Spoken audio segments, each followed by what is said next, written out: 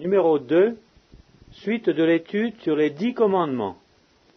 Nous n'allons pas pouvoir faire l'étude détaillée des 10,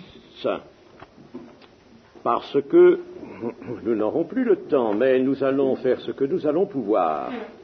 Nous en avons parlé d'une manière assez générale, et je voudrais cet après-midi examiner les 2 premiers commandements.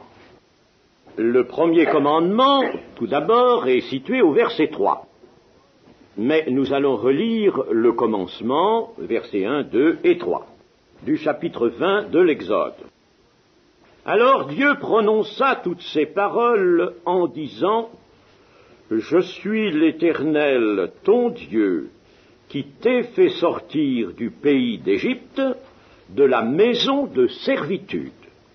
Tu n'auras pas d'autre Dieu devant ma face. » Examinons d'abord cela.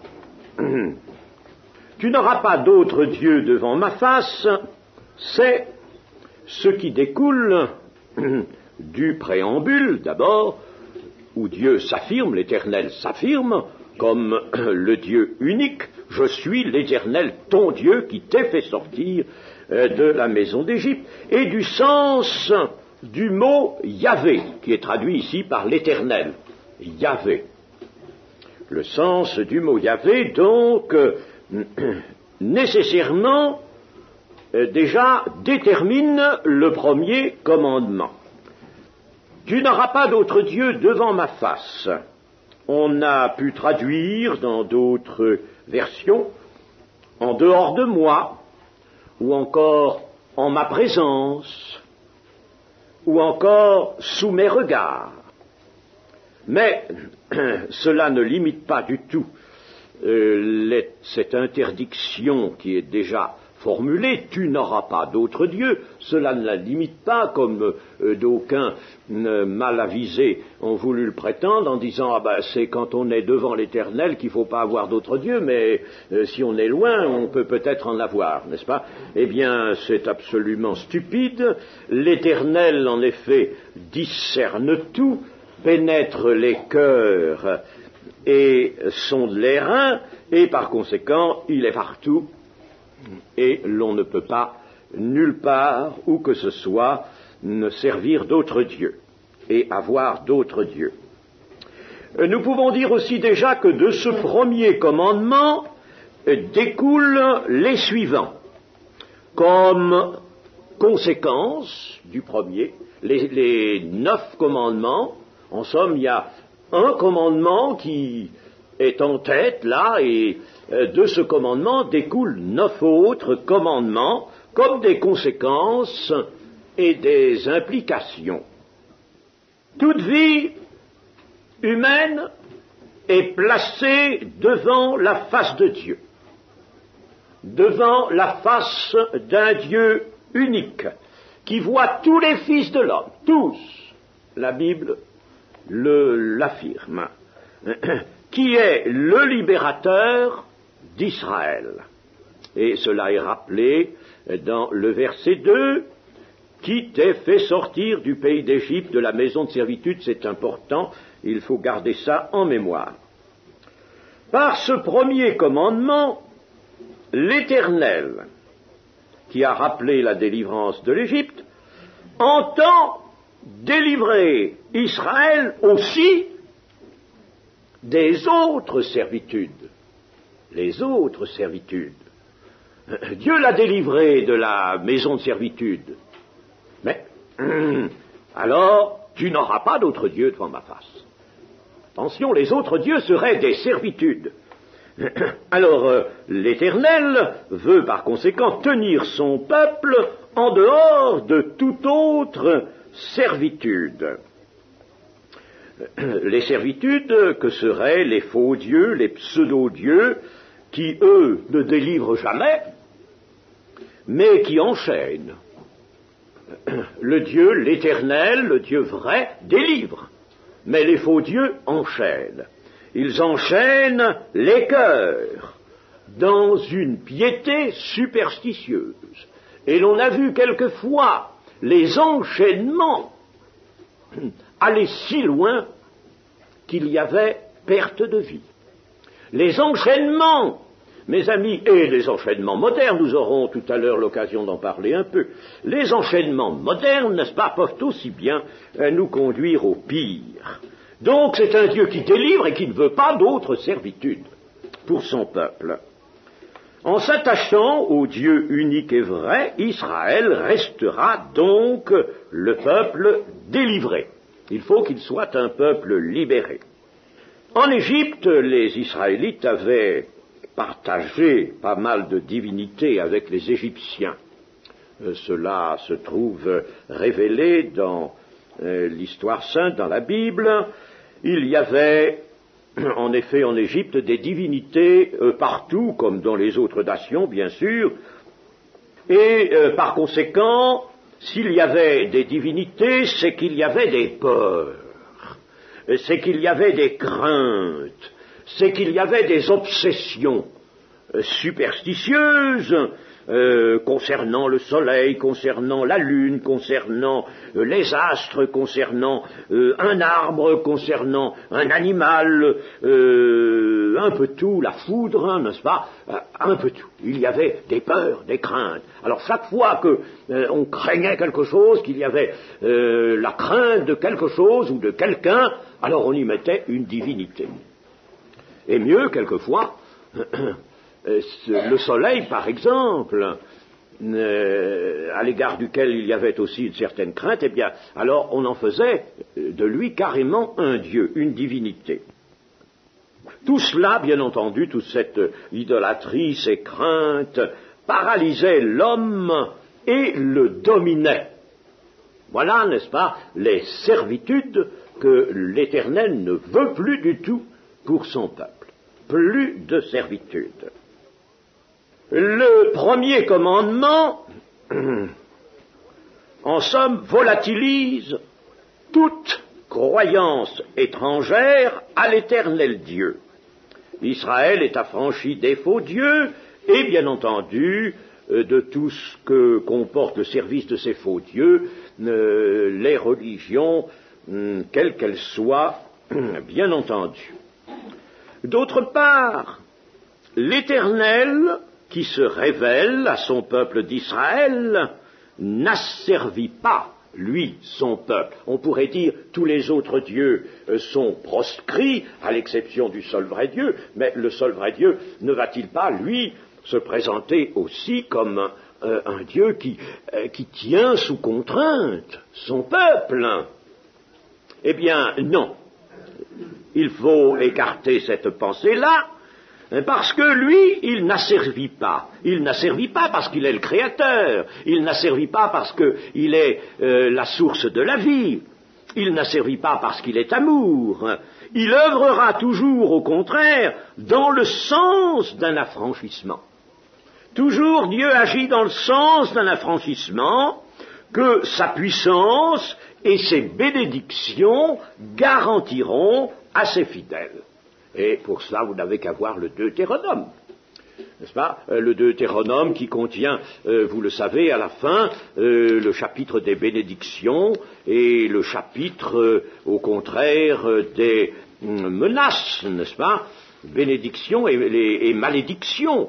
Eh bien, nous voyons par exemple, si tu obéis à la voix de l'Éternel ton Dieu, en observant et en mettant en pratique tous ces commandements que je te prescris aujourd'hui, l'Éternel ton Dieu te donnera la supériorité sur toutes les nations de la terre. Voici les bénédictions qui se répandront sur toi et qui seront ton partage. Lorsque tu obéiras à la voix de l'Éternel ton Dieu, tu seras béni dans la ville, tu seras béni dans les champs, le fruit de tes entrailles, le fruit de ton sol, le fruit de tes troupeaux, les portées de ton gros et de ton menu bétail, toutes ces choses seront bénies. Ta corbeille et ta huche seront bénies. Tu seras béni à ton arrivée, tu seras béni à ton départ. L'Éternel te donnera la victoire. L'Éternel ordonnera la bénédiction d'être avec toi. Tu seras pour l'Éternel un peuple saint comme il te l'a juré. Tous les peuples verront que tu es appelé du nom de l'Éternel, ils te craindront. L'Éternel te comblera de bien en multipliant le fruit de tes entrailles, le fruit de tes troupeaux.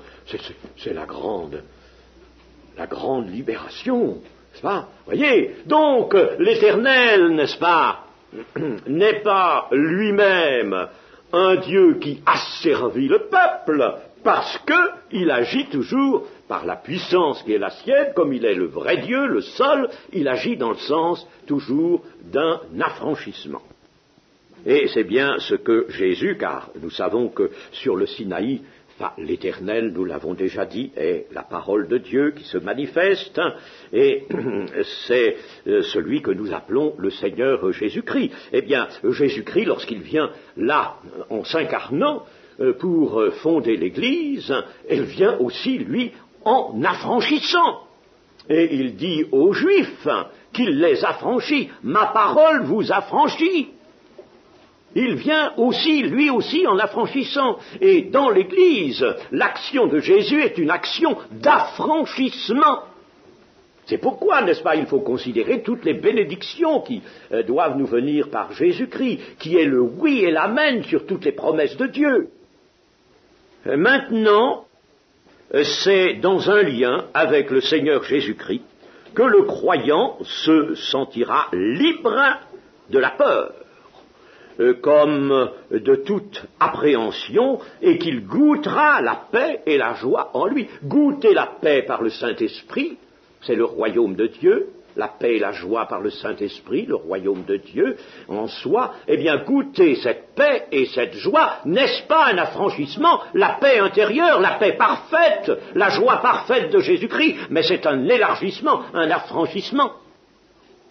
Notez une chose, voyez, n'est-ce pas, nous faisons non pas artificiellement, mais parce que cela doit se faire, tout de suite, n'est-ce pas, un saut du Sinaï en quelque sorte à la montagne des Béatitudes, ou si vous voulez, nous faisons, n'est-ce pas, de ce temps du peuple d'Israël, nous allons au temps de l'Église.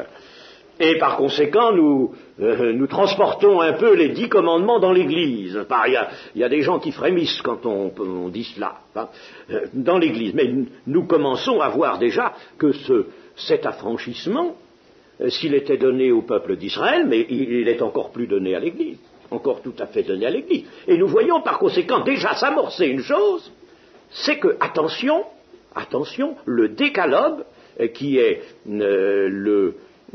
la partie essentielle de la loi, le décalogue, la loi, si vous voulez, appelons-la ainsi, se trouve accomplie en Jésus-Christ.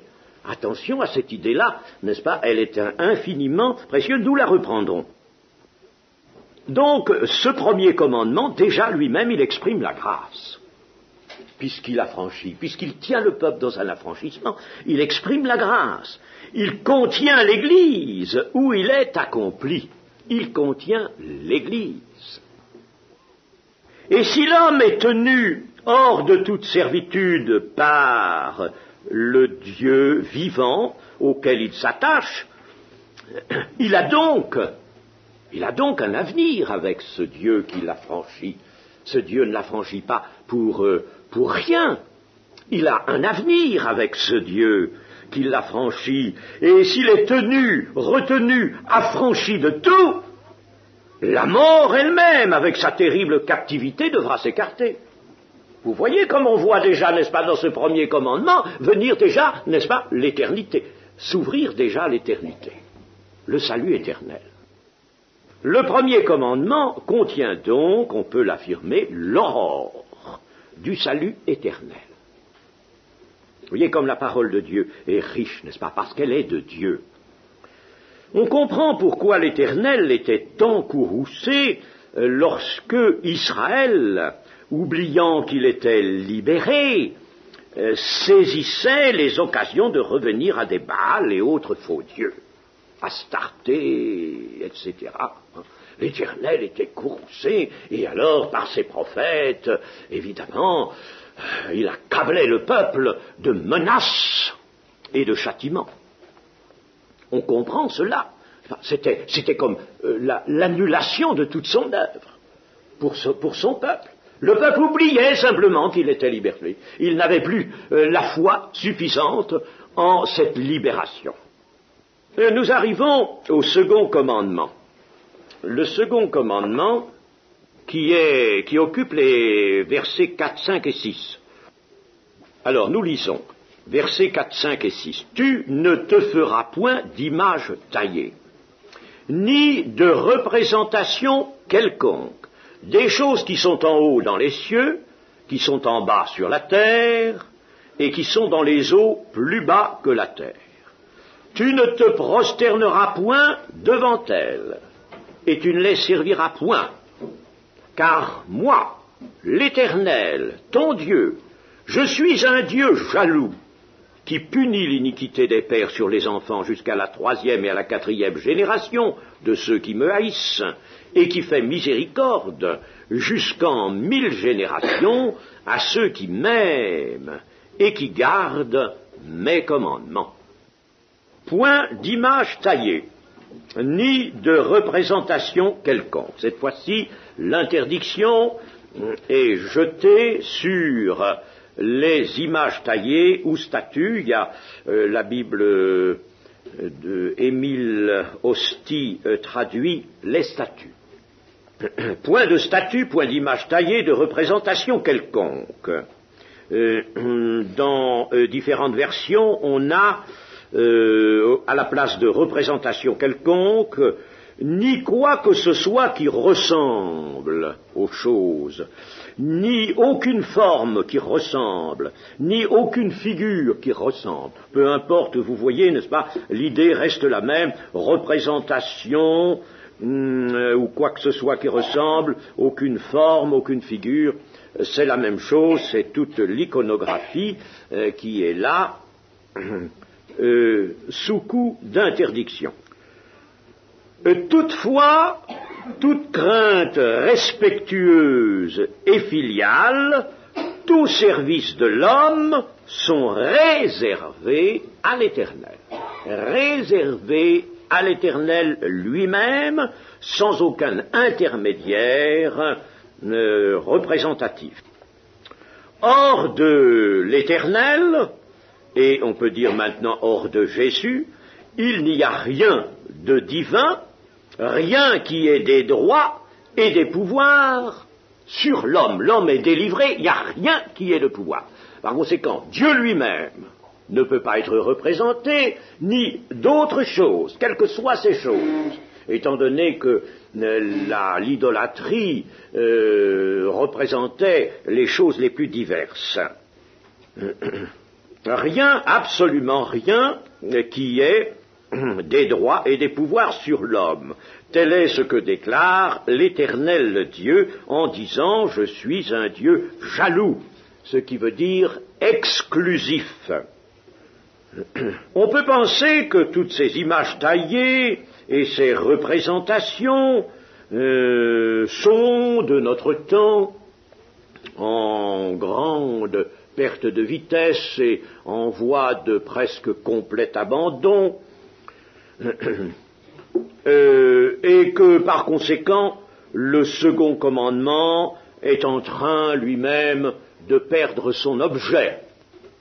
Les images taillées, les statues, les représentations, tout ça, ça tend à disparaître.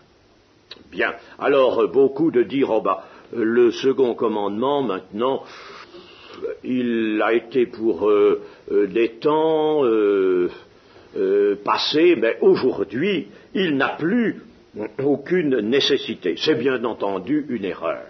La parole de Dieu, elle n'est pas dite pour un temps, et elle sait à quoi elle sait ce qu'elle vise, elle sait pourquoi elle est donnée, et par conséquent, elle sait très bien qu'elle aura son utilité jusqu'à la consommation des siècles. Le commandement qui nous intéresse poursuit la délivrance du peuple. Il le libère des représentations de Dieu ou de toute représentation qui introduirait un retour à l'idolâtrie. Il ne faut par conséquent pas représenter Dieu lui-même, ni l'imaginer d'aucune manière. Ne pas l'imaginer non plus, car dans image dans imagination il y a image. Et d'autre part, l'on sait que presque toujours l'image ou la statue on finit par être confondu avec la divinité représentée. Au point que, en effet, comme le commandement nous le montre, des gens viennent se prosterner devant des statues, les baiser les pieds, par exemple, n'est-ce pas, pleurer sur elles, etc. La statue finit par presque prendre la place de la divinité représentée. Et devant cette tendance, le commandement dit, tu ne te prosterneras pas devant elles, tu ne les serviras pas.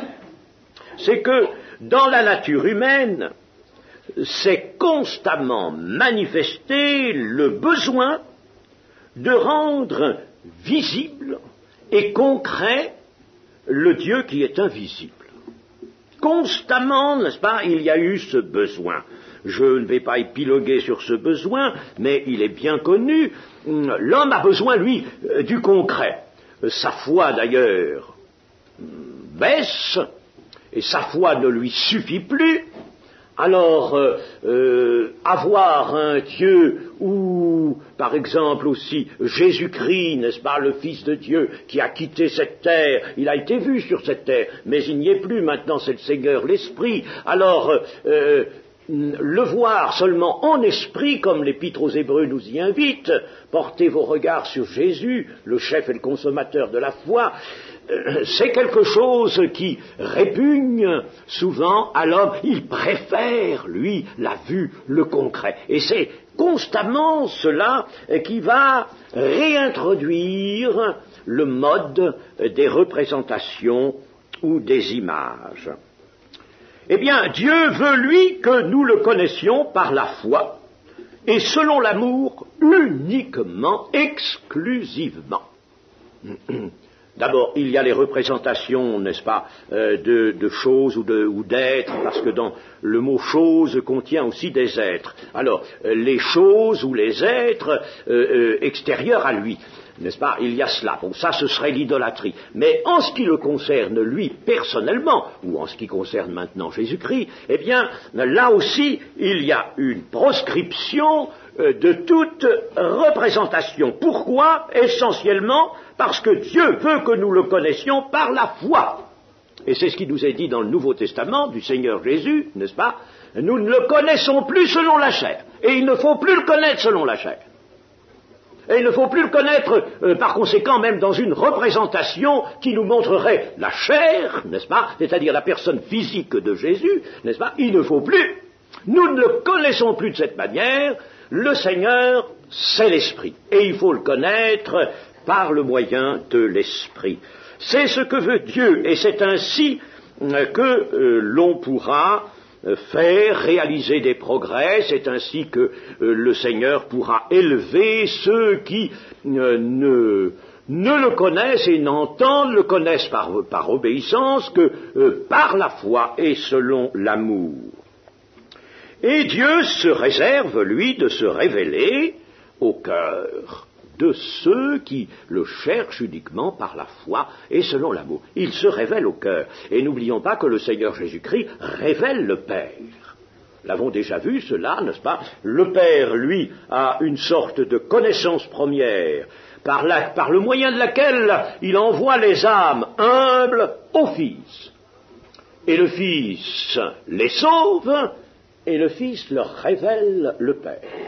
Personne ne connaît le Père si ce n'est le Fils, et celui à qui le Fils veut le révéler. C'est lui seul qui révèle le Père. Mais le Père peut se révéler très profondément au cœur humain, au cœur du croyant, se révéler même d'une façon telle qu'il y a vraiment un contact d'une nature spirituelle, mais un véritable contact avec Dieu. Et c'est ce contact-là, unique, par voie d'esprit, c'est uniquement celui-là que veut Dieu et aucun autre. Aucun autre. Il faut bien comprendre cela. Rien, par conséquent, n'est à rechercher dans le domaine concret. Remarquons ceci, c'est que les images de Dieu, ou de Jésus-Christ, ou des personnages bibliques, personnages évangéliques, les apôtres par exemple, eh bien, ces images ne sont pas toujours matérialisées, mais elles se construisent aussi dans le seul domaine de la pensée. Et elles sont alors l'œuvre non plus des peintres ou des dessinateurs, ou des sculpteurs, mais elles sont l'œuvre des écrivains, des philosophes, des théologiens, et quelquefois aussi des visionnaires. Et ces images, qui sont en somme des évocations, des définitions, des descriptions, eh bien, elles sont fausses, et elles ont créé, elles aussi, une forme d'idolâtrie. Car en effet, il y a eu des chrétiens, et il y en a encore, qui s'attachent à certaines conceptions. Alors je vais les appeler conceptions, qui ne sont pas leurs faits, mais qu'ils ont connues par des lectures ou par transmission de bouche à oreille, et à certaines conceptions de Jésus-Christ.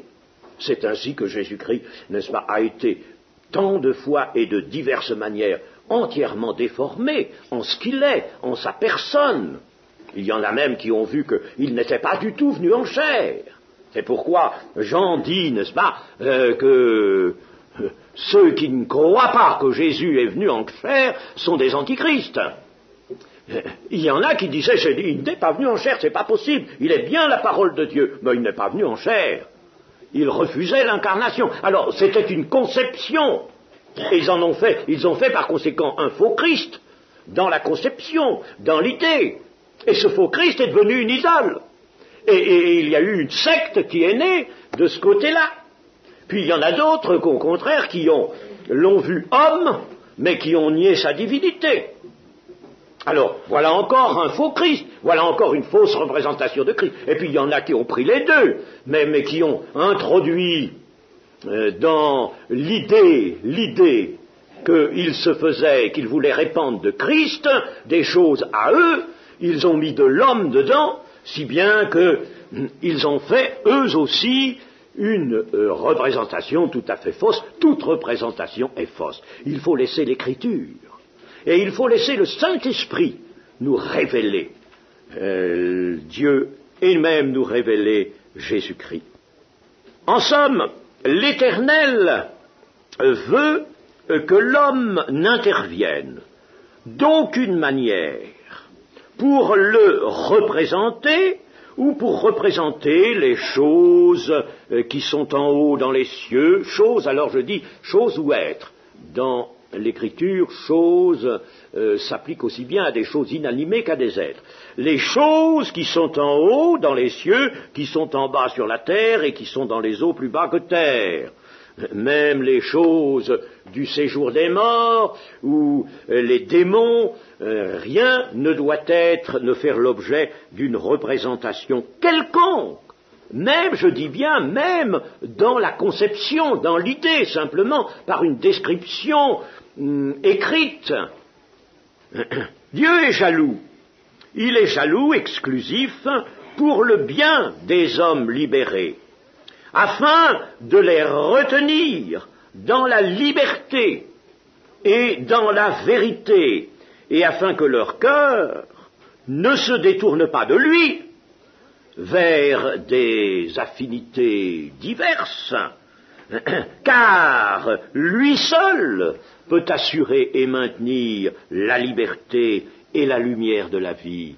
Et c'est pourquoi il est exclusif, non pas parce qu'il serait férocement jaloux de son haut, son privilège, mais c'est parce que l'homme qui se détourne tant soit peu de lui, même pour une part seulement, qui partage, par exemple, et Jésus a montré que le partage était une chose absolument impraticable d'une façon permanente, n'est-ce pas? Il y a toujours un balancement d'un côté ou de l'autre, on tombe d'un côté ou de l'autre. En général, on tombe du mauvais côté. On abandonne Dieu et on prend le faux maître, le mauvais maître.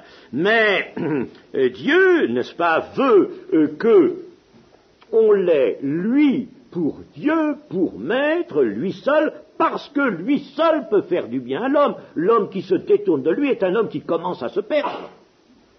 Est un homme qui va vers la mort, vers l'empire de la mort. Et il n'y a que lui qui peut assurer la vie. Alors il est jaloux. Il est jaloux, et la jalousie est un attribut de son amour. Il est exclusif. Il faut comprendre ces choses. Lorsque l'homme se prosterne devant Dieu, il le fera librement et sera en face de celui qui est la source de son bonheur et de sa liberté. Et même l'image de Dieu en l'homme. L'homme a été fait à l'image, à la ressemblance. Alors, le Seigneur Jésus-Christ étant venu, ceux qui lui appartiennent ont en eux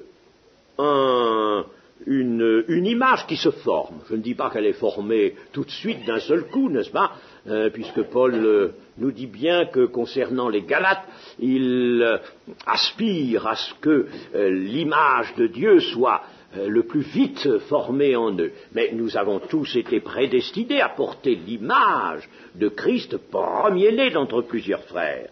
Eh bien, cette image que Jésus établi en nous, c'est l'image de Dieu, car il est Dieu. Son image, c'est l'image de Dieu. Celui qui m'a vu a vu le Père. C'est l'image de Dieu qu'il rétablit en nous. Et en somme, il nous ramène à ce point qui est antérieur à l'événement de la chute. Il nous ramène avant la chute, il répare en somme cette image qui s'était brisée. Eh bien, l'image de Dieu en l'homme, elle-même, reste insaisissable. Elle reste mystérieuse.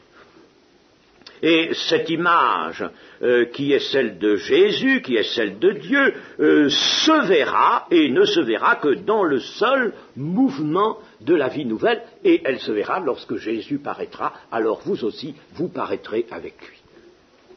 Mais pour l'instant, cette image se voit dans le témoignage d'une vie qui lui est consacrée. Mais on ne peut pas la voir, si vous voulez, totalement, entièrement.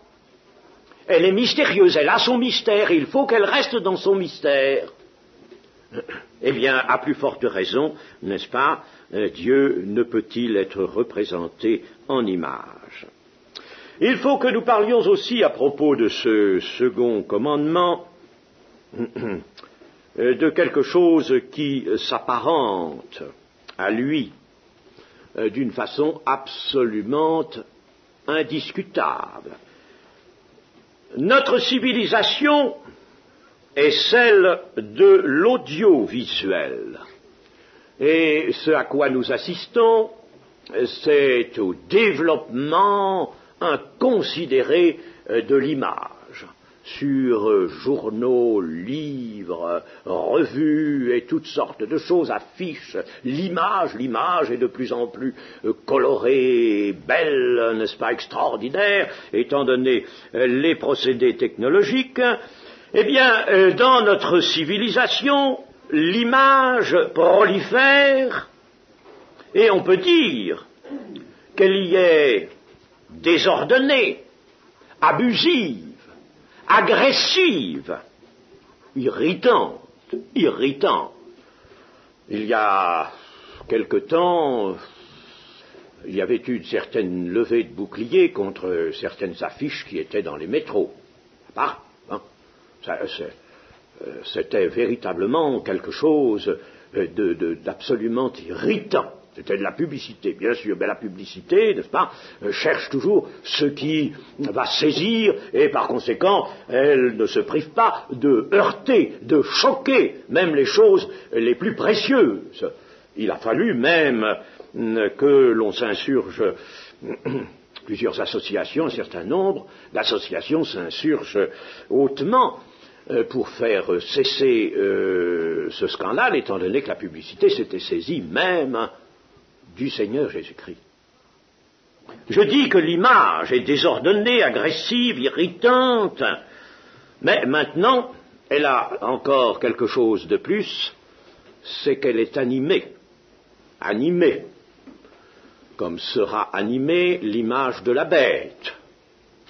Elle est animée sur des écrans.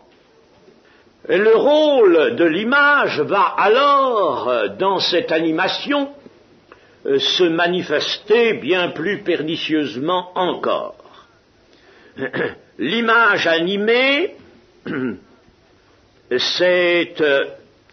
veut être l'image de la vie, mais elle introduit sur toute chose des aspects salissants, souillants et mensongers. Elle travestit la vérité. Elle détourne la pensée de l'homme vers les idées et les objectifs qu'ont choisis les professionnels de l'image, de la projection ou de la télécommunication des images. Et alors, dans la pensée même des spectateurs assidus, Dieu est effacé de plus en plus. Sa révélation y est supplantée. Sa révélation qui devrait être là, au cœur de l'homme, vivante au cœur de l'homme, ardente, présente, elle y est supplantée par le vouloir humain. Une idolâtrie moderne est donc à l'œuvre. Et il n'y a plus liberté, mais il y a un nouvel enchaînement.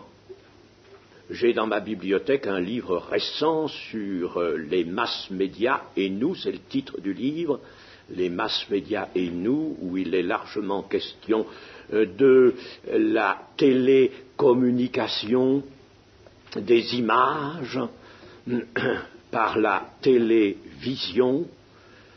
Eh bien, il faut lire ce que cet auteur, qui est un auteur catholique intégriste, mais qui se présente comme un homme qui a une certaine connaissance de l'Évangile. Il faut lire vraiment ce qu'il a discerné. C'est un homme d'assez haut savoir, et il a examiné, pesé, observé, discerné, et il faut voir ce qu'il dit sur les effets, nous ferions mieux de dire les méfaits, du petit écran. Chers amis, si je parle de cette question, ce n'est pas pour vous faire une loi, vous êtes libres, mais pensez à la chose. Je crois qu'il est nécessaire que vous pensiez à la chose. Vous pouvez être certain que lorsque vous aurez contracté des habitudes de spectateur du petit écran, eh bien, il est certain que la révélation de Dieu, avec tout ce merveilleux, tout ce qui est nécessaire au cœur, tout ce qui nourrit la foi, et qui nourrit l'amour des cœurs aussi, tout cela s'effacera, tout cela s'estompera. Vous pouvez être certain que vous ne pourrez pas rester l'homme des béatitudes. Ce beau portrait des béatitudes, vous ne pourrez pas le conserver.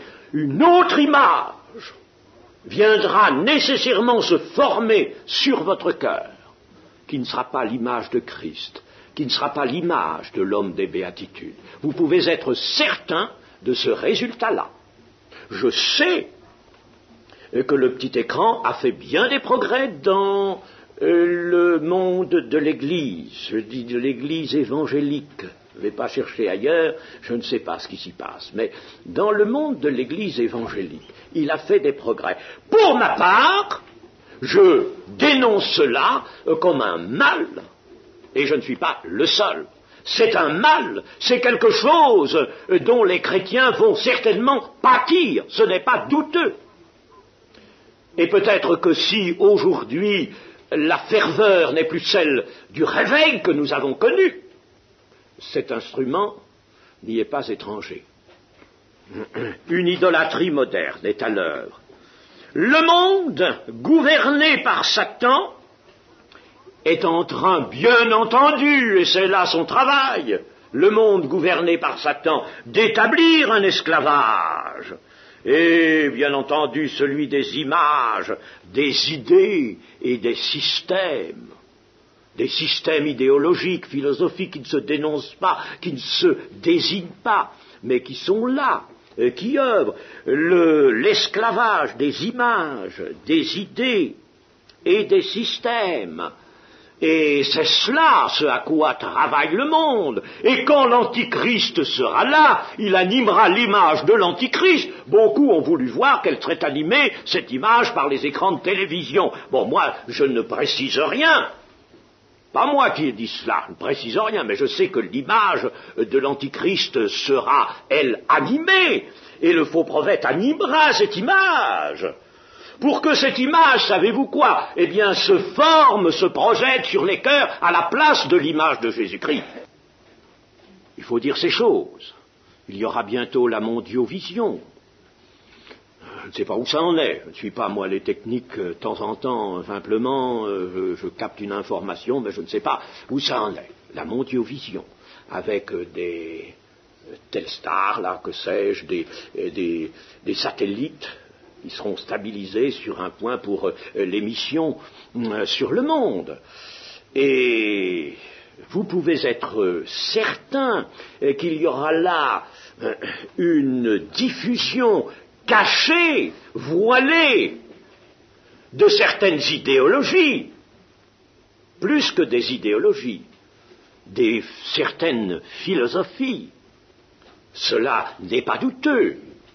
Nous avons, il y a quelques années, ici, pu répandre une certaine photographie de ce qu'on appelle le subliminal. Ça venait de bonnes sources, parce que ça venait de la revue Le Courrier de l'UNESCO. Le Courrier de l'UNESCO. L'UNESCO avait lui-même montré cela dans un numéro de sa revue, avec photographie, comme précisément une emprise sur les personnes humaines. Et je vous assure que dans l'UNESCO, on ne s'occupe pas du tout de l'Évangile, pas du tout. C'est plutôt orienté à rebours que du côté de l'Évangile. Eh bien, on avait montré cela. Et notre frère, M. Venn, avait fait des photographies de cela, on en avait donné à quelques-uns. Il montrait un film sur lequel, qui pouvait, susceptible de passer à la télévision, et un film sur lequel, toutes les 25 images, il y avait certaines notations, par exemple, blood, et puis une tête de mort.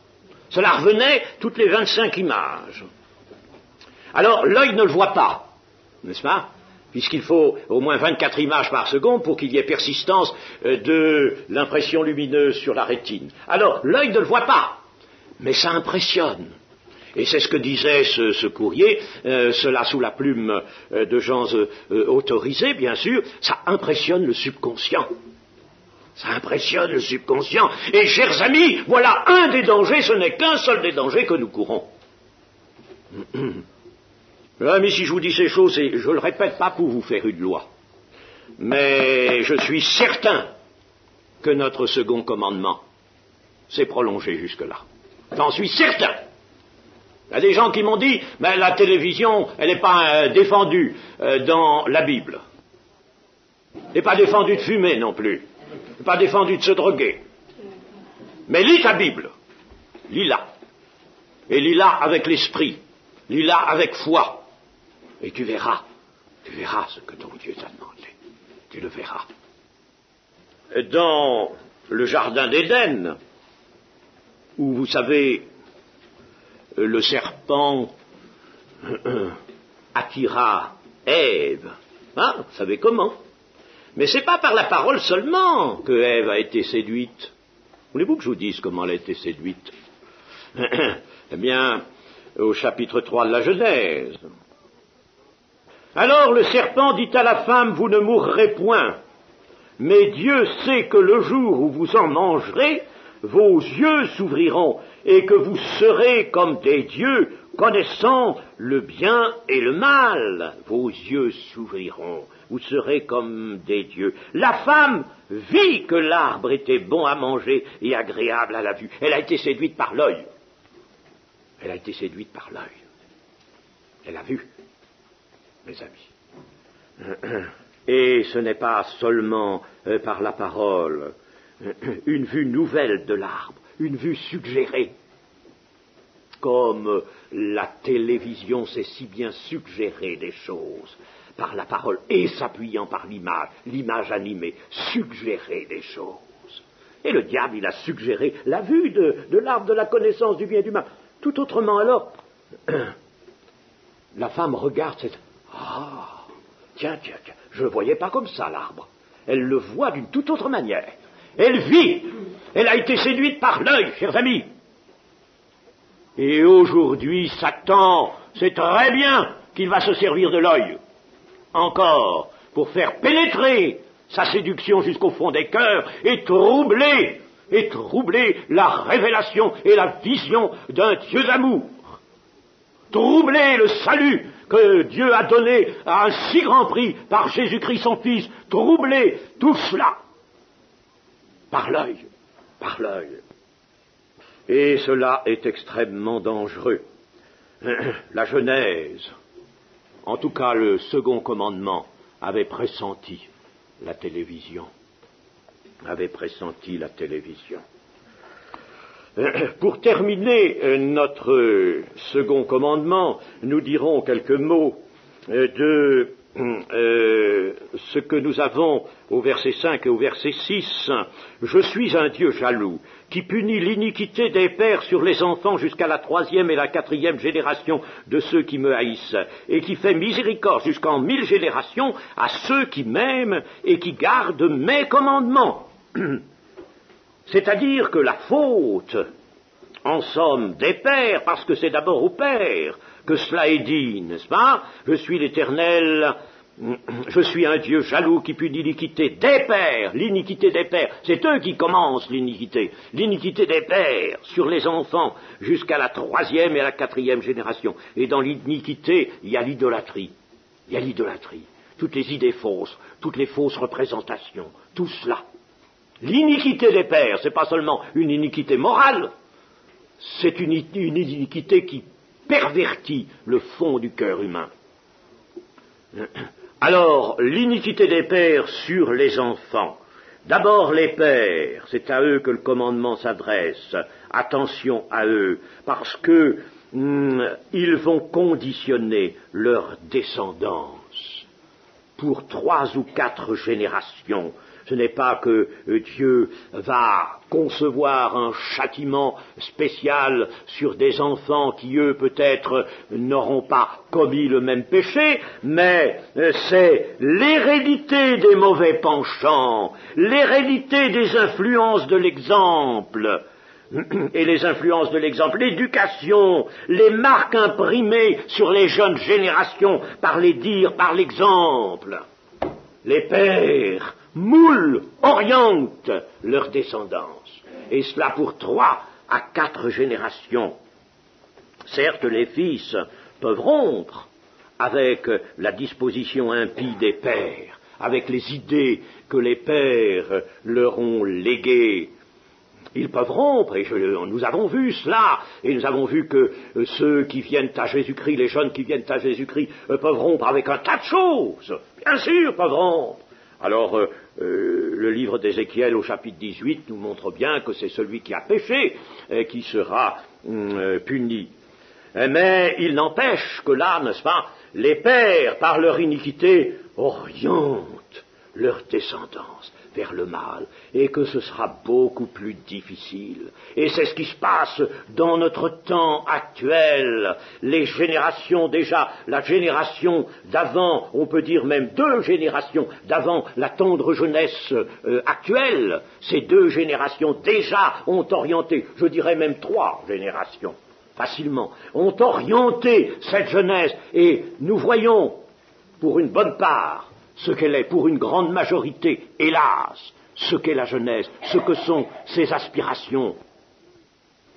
Tandis que Dieu fait miséricorde jusqu'en 1000 générations à ceux qui l'aiment et qui gardent ses commandements. 1000 générations, c'est une succession infinie par rapport à 3 ou 4 générations, une succession infinie. Alors là, si les pères, eux, ont été fidèles à Dieu, si leur piété a été agréable à Dieu, elle aura été constructive, et ils auront inculqué, communiqué à leur descendance pour longtemps une magnifique direction. On ne le croit pas assez, ça, chers amis, on ne le sait pas assez, ces choses. Il faut y attacher toute notre foi, oui.